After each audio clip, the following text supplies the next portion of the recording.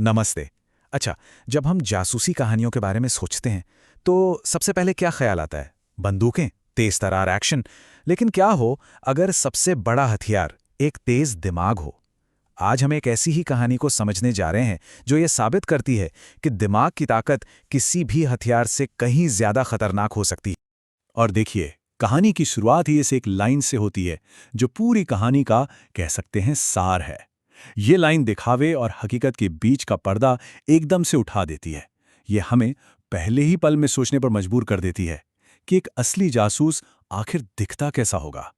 और इसी सवाल का जवाब हमें मिलता है हमारे मेन कैरेक्टर ऑसिबल में।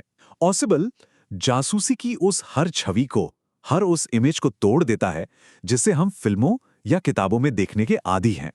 देखिए, ये जो फर्क है ना, ये हमें कहानी के दूसरे किरदार फॉलर की नजरों से दिखाया गया है। अब फॉलर एक राइटर है, तो जाहिर है वो रोमांच की उम्मीद कर रहा था। मतलब खतरनाक गलियां, गोलियों की आवाज, ये सब। पर उसे हकीकत में क्या मिला? एक बिल्कुल साधारण सा बोरिंग होटल का गलियारा और एक मोटा सा जासूस। तो ये जो उम्मीद और हकीकत के बीच की खाई है, यही इस कहानी की नींव है। तो इस कहानी के स्टेज पर समझिए 3 मेन प्लेयर्स हैं। पहला ऑसिबल, जो कहीं से भी जासूस नहीं लगता।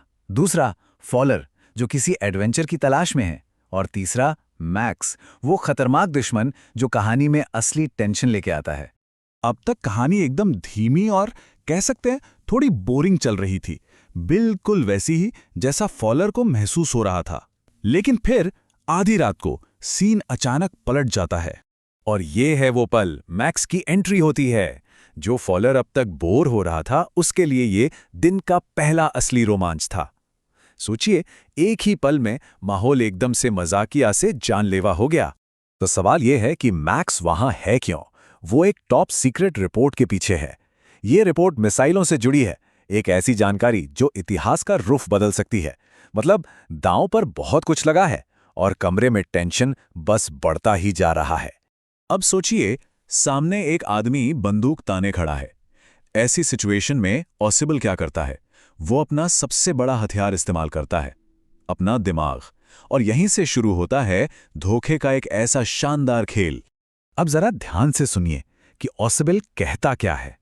वो कोई बहाना नहीं बनाता, बल्कि वो होटल मैनेजमेंट से शिकायत करने लगता है। वो अपने झूठ को एक असली प्रॉब्लम की तरह पेश करता है और इसी वजह से वो इतना असली लगता है। बस यहीं पर उसके झूठ की नींव रखी जाती है। ऑसिबल अपनी कहानी को बहुत ही स्मार्टली बुनता है। देखिए कैसे। पहले एक शिकायत, फिर उस बैल्कनी की एक झूठी हिस्ट्री, फिर ये बताना कि पिछले महीने भी कोई आया था, और आखिर में सारा इल्जाम मैनेजमेंट पर। वो एक के बाद एक इतनी लेयर्स जोड़ता जाता है कि मैक्स को शक करने का कोई मौका ही नहीं मिलता। सच में ये धोखे की एक मास्टर क्लास है। इसी को कहते हैं प्रेजेंस ऑफ माइंड या हाजिर जवाबी। मतलब सामने बंदूक है, जान खतरे में है, लेकिन घबराने की बजाय ऑसिबल बिल्कुल शांति से सोचकर सिचुएशन को अपने कंट्रोल में कर लेता है। तो ऑसिबल ने अपना जाल तो बिछा दिया है। अब देखना यह है कि उसकी ये प्लानिंग काम कैसे करती है, क्योंकि कहानी का टेंशन अब अपने पीक पर है। और ठीक इसी टेंशन भरे माहौल में एक और ट्विस्ट आता है। दरवाजे पर कोई नॉक करता है। अब ये आवाज मैक्स पर प्रेशर और भी ज्यादा बढ़ा देती है। और ये है ऑसिबल का मास्टर स्ट्रोक। वो इस दस्तक का इस्तेमाल करता है मैक्स को और भी डराने के लिए। और जिस शांति से, जिस कॉन्फिडेंस से वो ये झूठ बोलता है, कमाल है। और नतीजा, मैक्स पूरी तरह से ऑसिबल के जाल में फंस चुका है। उसे उस बैल्कनी पर इतना ज्यादा यकीन हो गया है, जो असल में है ही नहीं, कि वो अपनी जान बचाने के लिए उसी पर कूदने को तैयार हो जाता है। ये दिखाता है कि एक अच्छी तरह से बनाई गई कहानी में कितनी ताकत हो सकती है। और फिर जैसे ही दरवाजे का हैंडल घूमता है, मैक्स खिड़की से नीचे कूद जाता है और एक जोर की चीख सुनाई देती है। कहानी यहां पर थोड़ा सस्पेंस बनाती है कि आखिर वो चीख क्यों आई। और दरवाजा खुलता है तो सामने कौन है? पुलिस नहीं, एक वेटर एक ट्रे के साथ। ये था पहला बड़ा खुलासा। ऑसिबल ने एक मामूली सी घटना का इस्तेमाल अपने फायदे के लिए कितनी चालाकी से किया। और फिर आता है कहानी का आखिरी और सबसे शानदार ट्विस्ट।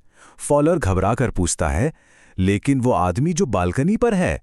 तो ऑसिबल बड़े आराम से जवाब देता है, नहीं, वो वापस नहीं आएगा। मेरे दोस्त, कोई बालकनी है ही नहीं। और बस इसी एक लाइन से ऑसिबल के पूरे धोखे का पर्दाफाश हो जाता है। उसने सिर्फ अपनी बातों से बिना एक भी गोली चलाए अपने दुश्मन को हरा दिया। तो फिर सवाल वही है, जासूसों और गुप्त एजेंटों की दुनिया में सबसे तेज हथियार क्या है, एक पिस्तल या हाजिर जवाबी? ये कहानी हमें ये सोचने पर मजबूर करती है कि सबसे मुश्किल हालात में भी हमारी सबसे बड़ी ताकत हमारा दिमाग ही होता है।